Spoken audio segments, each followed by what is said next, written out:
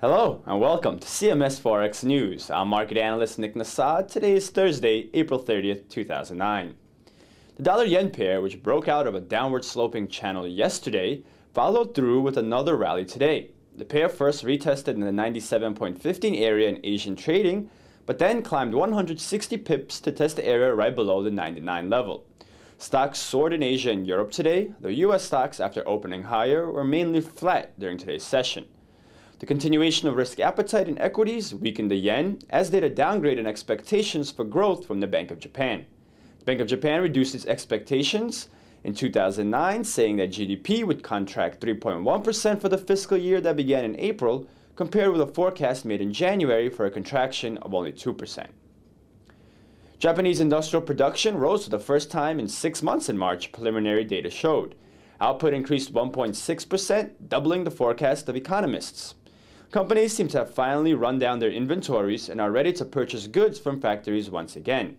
The expectations for April and May's output confirms that notion, as they are expected to increase by 4.3% and 6.1% respectively.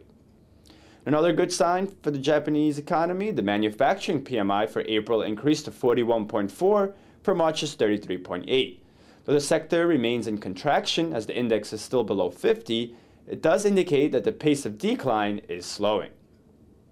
In the UK, the nationwide house price index showed prices down 0.4% in April, which is a much smaller decline than anticipated.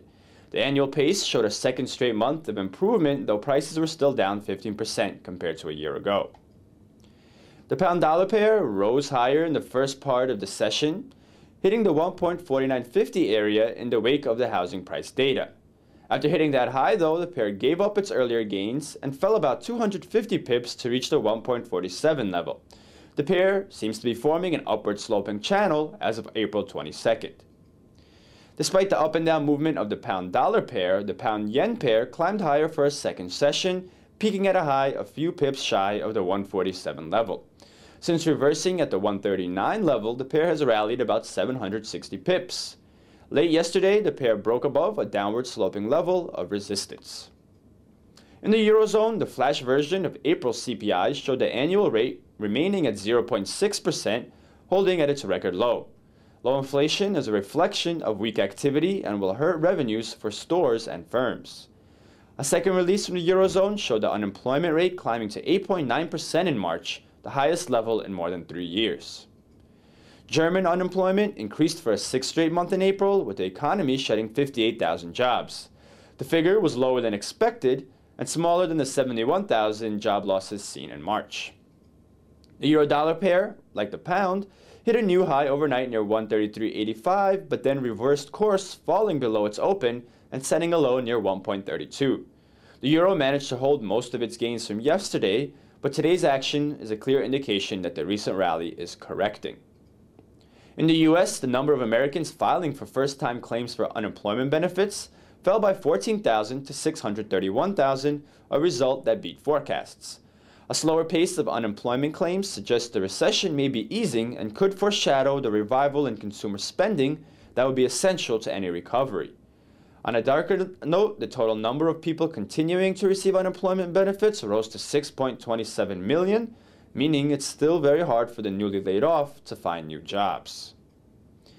Consumer spending fell more than expected in March in the U.S., declining 0.2% following 2 months of gains and the upwardly revised 0.4% seen in February.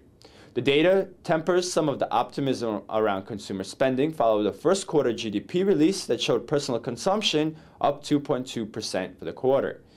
Incomes, meanwhile, dropped 0.3% in March, which may have led to a bigger than expected decline in personal spending. Firms are able to keep wages depressed currently as the recession creates a very loose labor market. The Chicago PMI jumped in April, increasing close to 9 points to 40.1 as new orders saw a significant increase. Still, any reading below 50 means business activity contracted, but that contraction is easing. The report adds another piece of data showing that the worst of the U.S. recession may be over. We've already seen the dollar against the yen, euro, and pound, so we end with the U.S. dollar-Canadian dollar pair, which broke below the 1.20 level that was support yesterday. The loonie, after climbing to 1.2050 to start the session, declined nearly 200 pips from that high to test the 1.1860 level, the lowest this pair has been since January 12th. The loonie was boosted by risk appetite for commodity currencies, as signs are emerging that the worst of the global recession may be behind us. The loonie paired some of its gains in New York trading as U.S. stocks erased advances after news came out that Chrysler will file for bankruptcy today.